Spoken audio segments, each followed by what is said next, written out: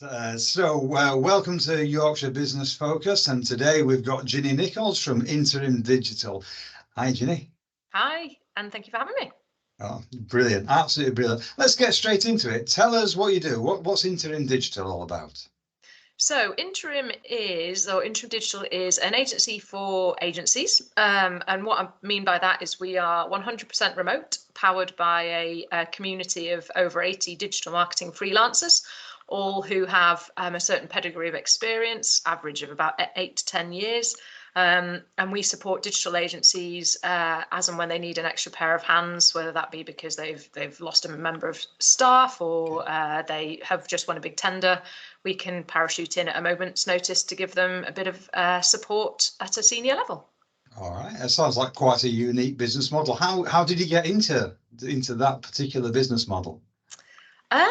It was almost by accident, to be completely honest. It was a bit of a product of COVID. I was a freelancer myself, so my background history is digital agency. I worked in SEO and digital strategy, and then went on to freelance myself back in 2017. And then in the summer of 2021, so not quite post-COVID, but certainly on the way out of COVID, the freelancer pool was very, very different. It was a lot richer with more senior bods, people who had either kind of been made redundant or been put on furlough, got a taste of a freelance and never gone back. And equally on the flip side, a lot of the larger digital agencies who wouldn't work with freelancers or didn't necessarily see freelancers as an option prior to COVID were now operating a lot smaller internal teams. Not desperate to refill that headcount, and therefore were more willing to work with freelancers. So yeah, we flipped it from myself just freelancing into this community and built the community out over the past 18 months to just over 80 members now. So I've got to challenge that lovely phrase, and so I flipped it. Covers up a whole raft of activities and chores and tasks to get that to happen. So what was the inspiration? What was the journey? What did you have to do? What do you do differently now as Interim Digital to what you were doing before? Yeah, so I guess I'm very fortunate, or freelancers are very fortunate, that we don't need a lot of stuff to do what we do. So I didn't need an office, I didn't need any collateral, I just needed contacts. And because I've been in digital for kind of just over 10 years myself, a lot of my friends and peers are kind of up in the food chain at these awesome agencies, so kind of floated the idea with them. Also reached out to some other freelancers on LinkedIn who were in similar disciplines to me. And it got to a point where the work was coming in, and if I could get someone good to help, then that would be kind of planting the seed of the interim model. And I was very fortunate to be able to get a couple of freelancers into the community who helped prove that we could work like that. We got a quite a large agency who luckily helped us test the process, who needed a pair of hands very quickly. So the stars kind of aligned in that sense. We had a client who could help us test the waters. We had some freelancers who could help us test the waters. Brilliant. We glued it all together. We fumbled together some form of process and ideas, floated them, pushed them through very quickly with a lot of man hours and a lot of dedication. But fast forward a few months, we realized actually we maybe did have something that agencies wanted and that freelancers wanted, and from there it was really just a case of pushing it on, growing the community, speaking to more agencies, refining processes, and 18 months later we've got 80 of us. That's a heck of a growth. Somewhere in the past there's a whole bunch of experiences that have come together to allow you to do that. In my experience, you don't just take a business model like that and then transform it like that. Obviously, the hours go into it, but a lot of experience as well. What went before? What's been the learnings in previous experience? So I think the digital agency world is brilliant. I worked predominantly in digital agencies from my early 20s up until kind of 5-6 years ago. It's fast paced, it's baptism by fire. It's, you're learning different things, you're working on different accounts, you have exposure to business processes, both good and bad. So I've taken a lot of learnings from there, and what does work well inside agencies, what doesn't work well, what resonates well with clients, what resonates well with account handlers in agencies, etc. And just really tried to take a mixture of what works well, try and not do what worked not so well, and also kind of put myself in the shoes of people agency side and freelancer side. Right. I think being on both sides of those fences has helped me empathise with agencies and empathise with freelancers, and then kind of effectively sit in the middle as a bit of a join key. Yeah, I get that. I love the sitting in different people's chairs or standing on the people's shoes. It's a great perspective. What's the challenges you had prior to this? What's the other businesses and the other ventures that you've had before this to give you that experience and depth of knowledge to be able to do this? Oh God, countless utter failures. I would say even when I was working agency side still, there was always still the idea of wanting to do something either by myself or Okay. you know, whether that was freelancing or run something myself. Yeah. So there must be, I would say, probably 20, 30 at least websites that I've set up that were complete and utter, you know, duds.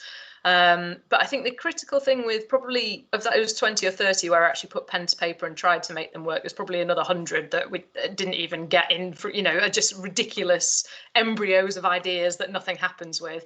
But with every failure, so it could have been anything, you know, I thought I was going to make millions from importing virtual reality headsets one year, and then it was bamboo sunglasses, and then it was organic baby grows, and I don't have any children. So I just can't believe they haven't made you a millionaire. What went wrong? Me neither. There was resin drives once that I did with my husband because he's a builder. That, you know, there's a plethora of ideas that everyone took some form of pen to paper and ideation, and from every failure, there has been an element of learning, whether that's as minutile as how to even register a company name, through to registering for VAT, through to how to instill a process within an agency, how to establish a brand, understand the importance of branding. Every single one of those notches of failure has helped, I think, with the unintentional birth of Interim. Absolutely still learning all the time, and I think everybody in this world is learning all the time, but I would certainly say that catalogue of catastrophes has helped Interim be a little bit smoother. And I love the fact you kind of put that as signposting. We often hear the almost glib statements about failing forward, and you know, you're not succeeding unless you're failing. But actually taking a learning from every failing, just learning how to do something every time it fails and taking that away, that is massively powerful, isn't it? Definitely. And I think the only way you can do that really is to actually take those ideas and do something with them. You know, you don't have to register. You don't even have to get as far as registering a business. Just buy a domain name, or, you know, for a website, or talk to a friend about the idea and see if it is ridiculous, or, you know, just start to get that idea out of your head and into some form of reality. And even if it fails, at least you've made that slight bit of progression. But unless you actually put pen to paper on something and start to push it forward, you can't learn if it's going to go well or not. I'll get that. I love that. I love that. So having then taken all those learnings and build them up into Interim Digital, so what's the goal now? What does it look like from here? So God, I wish I knew, but I think what I've learned over the past 18 months was we went forward very quickly, and it was very full on at the beginning, and we didn't have a brand, we didn't have a website, we had an idea that we were testing, and there wasn't it was kind of, again, baptism by fire, going really, really fast. This year is very different, so I'm super proud that we've got a lovely website now. We've got a lovely brand. We had a fabulous boutique agency called Octave who helped us put all of that together. And this year has been the first year where we've gone into the 1st of January with a brand, with a website, with a name, with a client book, with a community. So this year is very much about, let's just slow down. We know there's a process. We know there's a need for us and a want for us. How do we best articulate that to a wider market, and how do we get in front of more potential clients, really? So yeah, the goals are different, and it's all about growth, and growth in the right way, as opposed to growth at 50 million miles an hour. So when it was 50 million miles an hour, when it was full steam ahead, then did you have it in mind that there would be this period where you actually got control of everything, or was there an inkling that maybe it was going to be like this forever, and that's just what having a successful business was? There was definitely the latter at one point, and I could not see a light at the end of the tunnel in any way, shape, or form. I was absolutely on my knees with it. But these days now are almost the days that I was craving back then, just to be able to have a bit of a breather and say, well, where do we go next? But they also bring with them problems in themselves, because it's kind of like, well, okay, we've got this time now, so how do we best use it? How do we best get in front of people and network and articulate our message? So whilst it's a lot slower in terms of being able to change direction, understand where we need to be, it's as equally scary, because the quiet time, when you have that time to think, it's almost as terrifying as when you don't. So the quiet times are coming because the phone's not ringing, rather than everything's slotted into place and running itself. Is that right? No, slightly different. So it's quieter because we're working on different projects. So they're slightly bigger projects, so that we can have one person look after them, as opposed to having to kind of micromanage, say, 5 or 10 people doing lots of smaller elements. The projects are morphing into slightly different things. So we're able to say, for instance, for one of our clients, we've got what we call a client ambassador.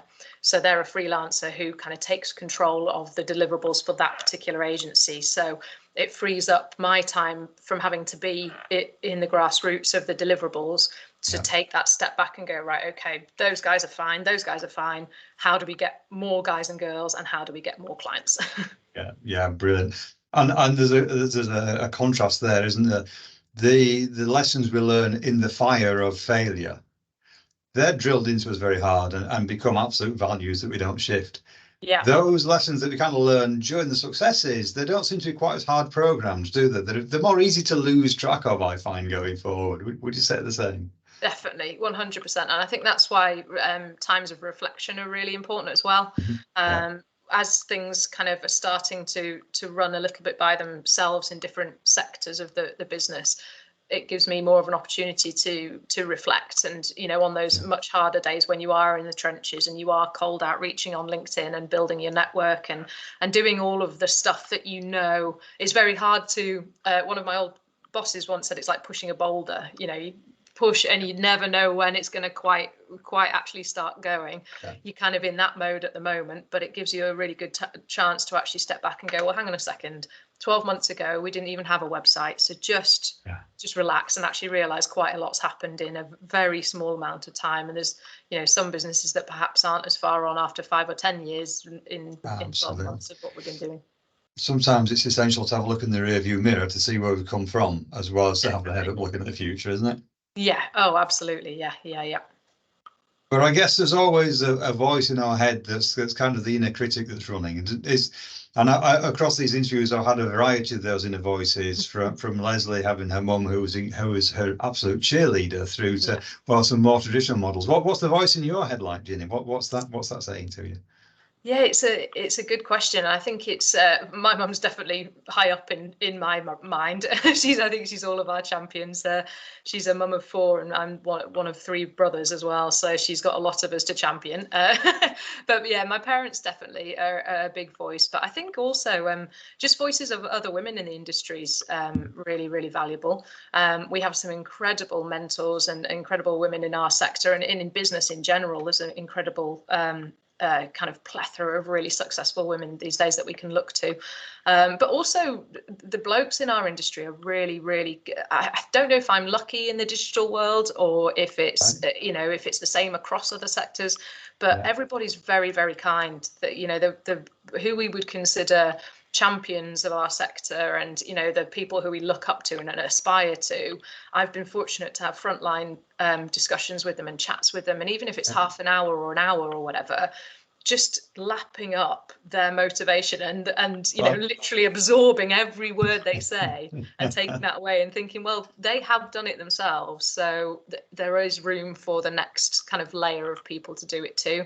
And there's so much kindness out there, but literally reaching out to these people who are aspire to be, saying, would you mind having a chat with me, because I'm at this point, I know SEO, but I haven't got a clue what I'm doing with a business.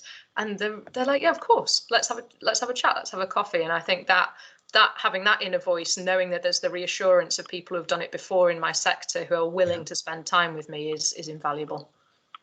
It's always a learning when we get a group of business owners together. It's one of the earliest learnings a new entrant makes when they come into group coaching. the challenges that go off around the room, they're all the same challenges. It doesn't matter what the industry sector is or who it is that's turned up in the room. The challenges are all very similar. Yeah. And to share those, it's obviously it's a great help. But it's brilliant. It's so so rife in your industry, and you've been so lucky so far. I love that. I love that.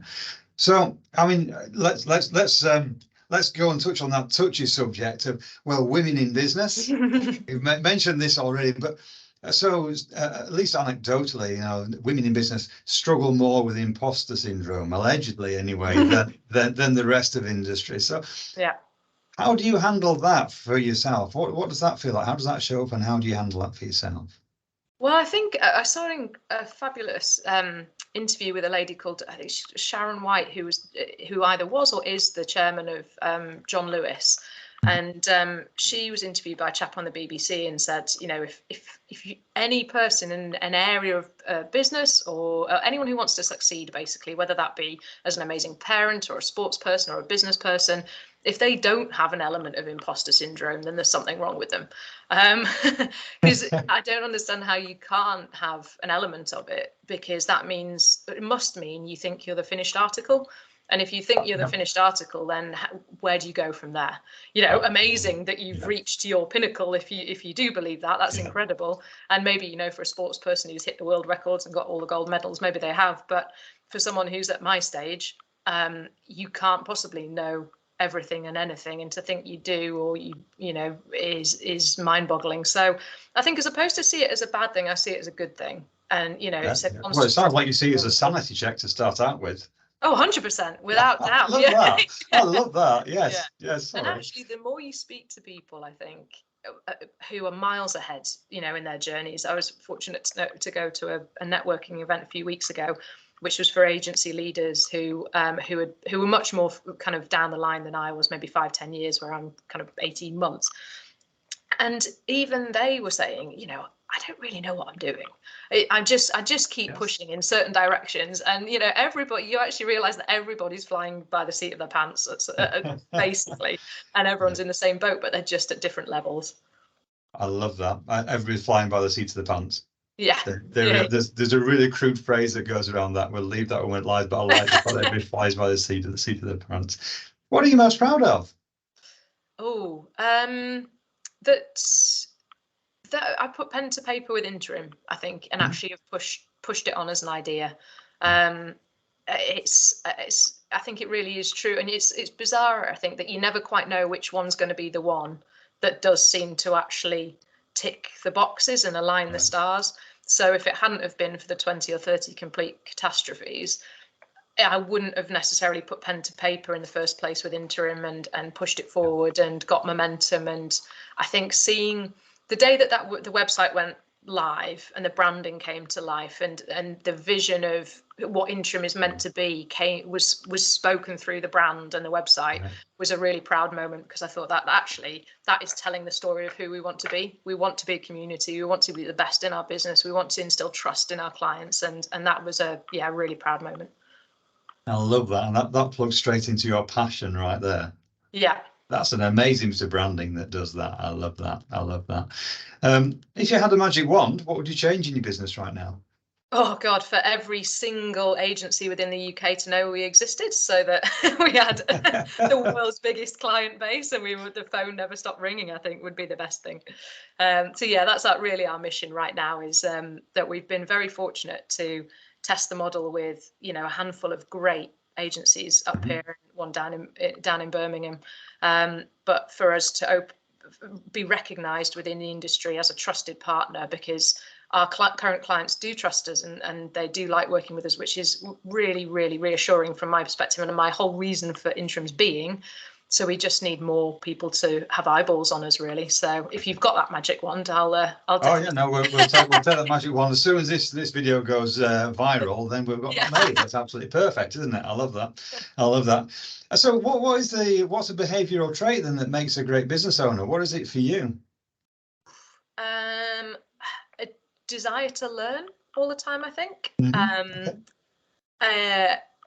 passion to it doesn't you don't need a passion in a I was thinking about this the other day. I don't think you need a passion in a particular discipline. You just need a passion to want to know more and want to understand more about, and constantly not get to the end of your learnings. I wouldn't necessarily say I'm not passionate about SEO, or I'm not passionate about digital. I'm passionate about learning more and meeting more people and growing the network, which kind of as a byproduct has helped with the rest of it. And I think as well, kindness through education. My last CEO, my CEO at an agency that I worked at for about just short of 5 years, was without doubt the best CEO I've ever worked under. He led from an area of empathy and compassion and kindness, amazing, but with an underlying expectation of the best standards from everybody. And I think what I learned via him and his kind of leadership style was something that I still today have in the back of my mind constantly, like maybe what would he do, or how would I position that? And it's I think I've learned a lot from that kind of leadership style, much more than the aggressive iron fist style. I love that. I love that as a role model, and I love that moment when you can stand back and just check, so what would they do? For me, that's the definition of a great role model, when you can go step in their shoes and go, what would their decision be? Just taking that microsecond out to do that's often the great step as well, isn't it? Definitely. I love that. So if that's one of your role models, so let's go back to your childhood. Let's look at the 10-year-old Ginny. What would the 10-year-old Ginny be recommending or suggesting to Ginny? What would be the 10-year-old Ginny's advice to you? Well, at first I wanted to be a professional pianist, and then realised I wasn't very good. So that was another catastrophic failure. But from that age, I was sure set that I was going to be a lawyer of some form. 100% law was going to be my route. And then I realised I wasn't academic enough for that either. And my attention span's not long enough for that kind of thing.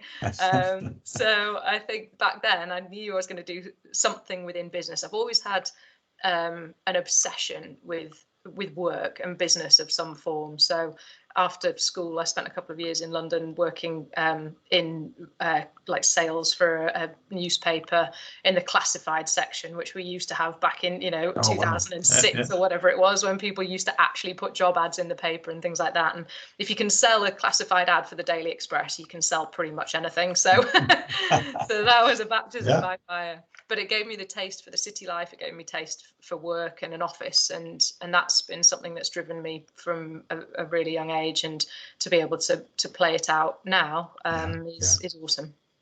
I love that. I love the I love the dedication, and it's almost like discipline again, isn't it? Yeah, which I guess I question my biggest thing is that I don't feel like I don't have enough discipline always, and I think that's part of you going back to your imposter side of it.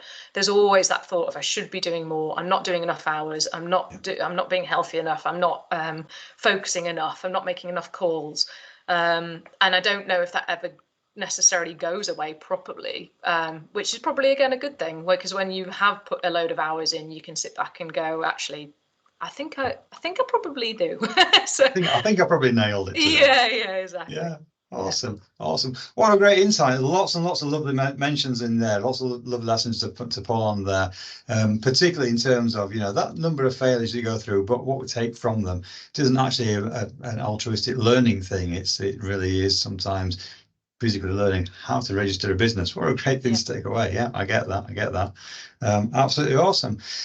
Ginny, thank you very much for coming on Yorkshire Business Focus. No problem. Well, thank you so much for having me. It's been a great time. Absolutely super. And we're back again next week. I'll see you later on the Yorkshire Business Focus.